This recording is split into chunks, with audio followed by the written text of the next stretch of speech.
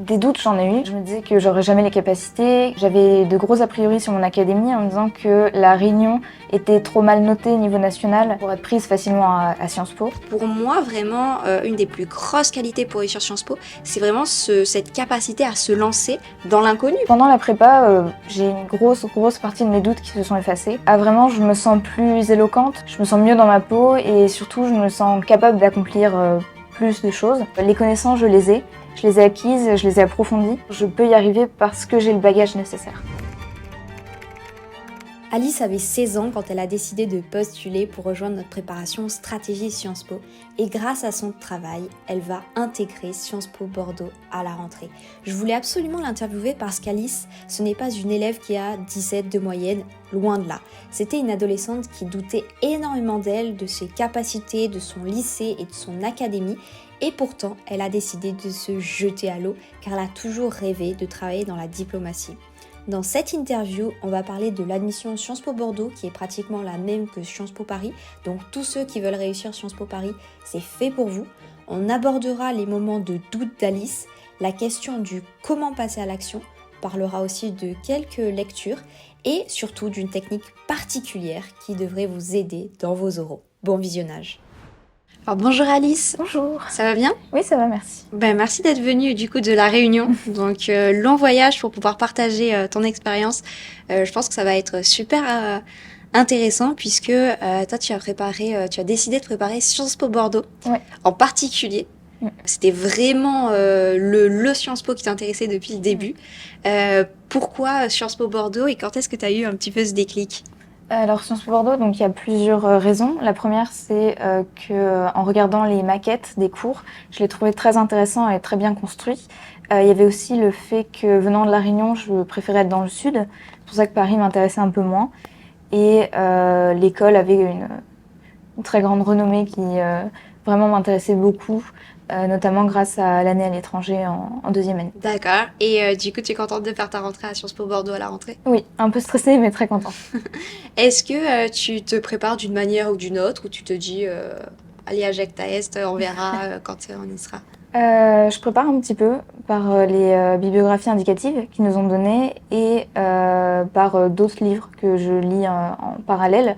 Actuellement, je lis Guerre et paix de Tolstoï. Super. Et est-ce que tu peux en dire un mot ? Alors, des livres de la bibliographie indicative, pas vraiment, je ne les ai pas encore commencés. Par contre, Guerre et paix, c'est très intéressant pour voir l'emprise qu'a un souverain sur son peuple. Donc, dans ce cas-là, l'empereur de Russie et aussi Napoléon. Et c'est aussi très intéressant de voir comment s'organisent les armées et la stratégie militaire, etc. Et je pense que ça peut être un point très important pour Sciences Po de comprendre donc la stratégie militaire, mais aussi politique de l'armée et diplomatique avec Alexandre de Russie et Napoléon. Est-ce que tu as déjà un petit peu des objectifs, des ambitions pour Sciences Po Bordeaux ? Ça peut être d'être dans une association, ou est-ce que tu vois déjà des choses qui pourraient t'intéresser ? Oui, mais elles sont un peu floues. Ce serait effectivement donc de rentrer dans des associations qui m'intéressent. Sinon, pour ce qui est de mon projet, j'envisage vraiment de me tourner vers la diplomatie, donc de faire mon possible pour avoir le meilleur dossier, donc obtenir le master en relations internationales. Et pourquoi du coup tu as décidé de te lancer à préparer une admission qui est aussi difficile, puisque je pense que pour préparer Sciences Po, c'est seulement 10% de réussite. Chaque élève a ses propres motivations. Qu'est-ce qui, toi, t'a vraiment motivé pour travailler Sciences Po ? Alors déjà, j'ai toujours adoré l'histoire, la politique, le droit. Ce sont vraiment des matières que je me voyais étudier, donc déjà ça aide beaucoup. Ensuite, j'ai toujours eu beaucoup d'ambition et notamment donc j'ai toujours voulu travailler dans la diplomatie depuis la quatrième. Et donc je voyais Sciences Po comme le moyen de parvenir à mes fins et c'est ce qui m'a vraiment poussée à tenter l'admission, même si elle était difficile. Mais c'est donc pour ça que j'ai choisi la prépa, pour m'y préparer un maximum et parvenir à avoir les écoles que je voulais. Donc Sciences Po t'est apparu un peu comme l'évidence, mais tu savais pas encore exactement comment tu allais te préparer. Et pourquoi tu as choisi notre prépa, la prépa stratégie plutôt qu'une autre ? Parce que je l'ai découverte donc sur Instagram. Et j'ai trouvé que les vidéos étaient très bien construites, très bien organisées et pour moi ça m'a semblé assez logique finalement. J'en ai regardé deux autres dont je tairai les noms, mais elles n'ont pas paru aussi bien construites, aussi logiques. Et c'est dans le nom, mais aussi stratégique, dans le sens où le temps dans cette prépa est vraiment mis à profit pour que ce soit très efficace, et c'est ce qui m'a plu. Parce que tu as un emploi du temps qui est assez chargé. Oui. Et j'imagine aussi que du coup tu habites à La Réunion, il y a beaucoup d'élèves qui habitent dans les dom-toms ou même à l'étranger. Est-ce que dans ton lycée il y avait une prépa? Il y avait le jeudi soir des cours de préparation, mais c'était surtout pour le concours des CTEP. Mhm. Et c'était seulement 2 heures par semaine, donc c'était vraiment pas suffisant. Et c'est pour ça que j'ai voulu vraiment un complément. Parce qu'il y a beaucoup de lycées qui justement préparent et souvent bah, ce que disent les élèves c'est que c'est bien et franchement les professeurs ont de bonnes intentions mais c'est pas suffisant enfin, en termes de réussite c'est pas des prépas qui ont plus de 20-30% de réussite. Et du coup, bah, à la Réunion, j'imagine que tu as un décalage horaire Oui. par rapport à la France. Est-ce que c'est handicapé pour la prépa ou pas? Légèrement, il y a certaines vidéos que j'ai pas pu faire, mais comme elles sont en rediffusion et que la plupart des cours sont donc préenregistrés, non, pas du tout. J'ai pu m'organiser comme je voulais et en fonction de mes horaires à moi, même si elles étaient différentes de celles de la métropole. D'accord, donc de temps en temps tu pouvais être en direct et de temps en temps tu regardais finalement en rediffusion et tu Voilà, posais c'est ça. tes questions. Et qui était du coup ton coach? Alors au début, ça a été toi, ensuite ça a été Charlie et après, pendant les 3 quarts de la prépa, ça a été Mathis. Oui, parce que au début, en fait, moi, j'ai fait le rôle du tuteur vraiment Oui, pour trouver le coach le plus adéquat. Et c'est vrai que tu es resté longtemps dans la préparation. C'était oui, une préparation de 2 ans finalement. Et c'est super intéressant parce que je me souviens que vous avez été quatre un peu précurseurs entre guillemets. Il y avait toi, Malek, Lilian, ouais. également Lou. Tous les quatre, vous vous êtes vraiment préparés en avance. Et en plus, ce qui est vraiment hyper intéressant, c'est que vous aviez des bonnes moyennes, et vous n'aviez pas non plus 18, 19, Non. loin de là. Et des élèves qui avaient 18, 19, par contre, se sont inscrits parfois trop tard, ou soit avec nous, soit avec d'autres prépas, et n'ont pas réussi. Donc je voulais savoir vraiment, parce qu'il y a énormément d'élèves qui procrastinent, et toi, vraiment, tu t'es dit, dès le début, je me lance. Et ça, c'est vraiment une qualité qui est trop sous-estimée, je trouve, parce qu'on parle toujours, oui, il faut être travailleur, il faut être éloquent. Enfin, on parle de plein de qualités que, oui, sur lesquelles on peut travailler et que tu as certainement. Mais pour moi, vraiment, une des plus grosses qualités pour réussir Sciences Po, c'est vraiment cette capacité à se lancer dans l'inconnu. Parce que finalement, tu connaissais rien de Sciences Po. Les prépas, bon, c'est quelque chose de très flou. Voilà, tu as choisi la note, mais c'est quand même, voilà, faut quand même un peu du courage pour se lancer. Et je pense que c'est une qualité qui est vraiment trop sous-estimée. Comment est-ce que tu as trouvé un peu ce courage de te dire, oui, bon, je me lance dans l'inconnu? Je l'ai déjà dit, mais j'ai toujours voulu, donc, enfin toujours depuis la 4e, faire de la diplomatie et donc Sciences Po. Et en fait, je m'étais justement renseignée sur les admissions et je m'étais rendu compte que c'était extrêmement difficile. Et je me suis dit que plus tôt je m'y prendrais, mieux ce serait. Et c'est là que je me suis dit qu'il fallait que dès la première, je commence. Et ça m'a été très utile, déjà pour mon bac de français, puis ensuite pour préparer donc mes spécialités et surtout pour préparer l'admission. Notamment, quelque chose qui m'a énormément aidé, c'est les cours qu'on a eus durant l'été et qui, grâce aux livres, aux cours sur la philosophie, etc., m'ont vraiment apporté beaucoup de connaissances que j'ai pu ensuite placer donc, dans mes dissertations de philosophie et dans mes écrits pour Sciences Po. Ouais, tu t'es dit, voilà, c'est mon rêve, donc il faut y aller, quoi. C'est ça. Super. Et j'imagine que tu as eu quand même des craintes, des doutes, que ce soit avant de te lancer ou même pendant la préparation. Est-ce que tu peux partager justement des moments de doute? Est-ce que tu as déjà pensé, parce que ta préparation a duré 2 ans, est-ce qu'il y a eu des moments où tu t'es dit, non, j'arrête tout? Alors, des doutes, j'en ai eu, évidemment. Avant de prendre la prépa, beaucoup.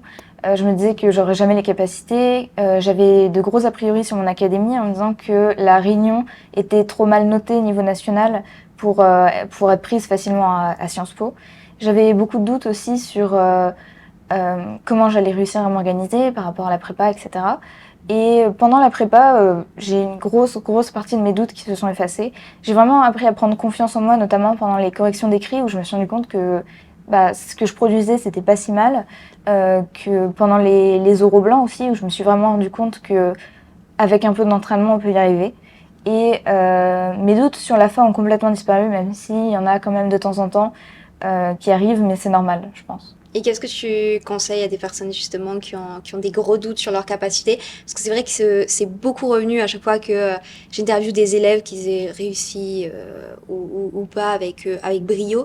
À chaque fois, ils me disent mais je pensais pas en avoir les capacités et c'est vraiment pas de la fausse modestie. Hein. C'est vraiment qu'ils pensaient pas y arriver au sens premier et qui se sont dit bah je tente parce que on ne sait jamais. Mais vraiment s'il avait fallu faire des paris, ils auraient misé 80-20 contre eux. Ouais. Donc, qu'est-ce que tu conseilles à des personnes qui sont dans ce cas, qui misent vraiment 80 ou 90, qui ont une cote à 90-10 contre eux? Alors déjà, le tout premier truc, c'est donc de se préparer en avance. Il y a vraiment pas mieux, je pense, parce que on apprend à se faire confiance et à se dire les connaissances, je les ai acquises, je les ai approfondies. Et après, c'est un travail sur soi d'entraînement. Avec mes coachs, j'ai eu beaucoup de conseils sur comment apprendre à se relaxer, etc. avant les oraux. Donc, à vraiment respirer, prendre son temps et surtout être préparé un maximum pour vraiment arriver le jour de l'oral ou le jour de l'écrit et se dire je peux y arriver parce que j'ai le bagage nécessaire. Parce que l'oral, c'est quelque chose qui te faisait beaucoup stresser. Oui. J'étais très timide et j'avais beaucoup de mal à exprimer mes idées correctement dans un ordre et à me faire comprendre. Et c'est vraiment grâce aux oraux blancs que j'ai pu avoir beaucoup de conseils de la part de Massis qui m'a expliqué comment réussir à organiser mes idées, à réfléchir en même temps que je pense et vraiment, oui, à faire passer ce que je voulais faire passer. Quel est selon toi le conseil qui t'a fait le plus évoluer? Il y en a eu beaucoup. Je pense que c'était vraiment tout ce qui était des conseils sur comment mettre en ordre un plan lorsqu'on fait l'oral, c'est-à-dire penser en même temps, on a 1 minute à peine pour réfléchir et donc réussir à organiser les premières idées, à former un plan et ensuite à réfléchir en même temps qu'on parle. Et c'est quelque chose que j'arrivais pas du tout à faire avant et que maintenant j'arrive à faire assez bien. C'est vrai que c'est quelque chose que on dit toujours aux élèves parce qu'on voit qu'il y a des petits pièges, des petits filets dans lesquels il faut pas se prendre et en fait c'est juste l'information, il faut le savoir et s'entraîner à le faire. Typiquement, il y a beaucoup, parfois le jury va poser des questions, 3 qualités ou 3 défauts ou 3 choses et du coup c'est très difficile parce que quand on nous demande 3 éléments, on a tendance, notre cerveau humain a tendance à d'abord en trouver un, vouloir répondre le plus vite possible. Donc par exemple si on demande 3 qualités, dire je suis très organisée et donc à vouloir justifier ça et ensuite en trouver une deuxième, mais ce qui fait que on est toujours pris par le temps et après on se retrouve à dire des qualités qui sont finalement similaires ou qui se marchent dessus, au contraire même contradictoires. Donc forcément on perd un peu des points, enfin du moins on n'est pas très cohérent face à la question et c'est pas quelque chose qui va vraiment convaincre le jury et le séduire.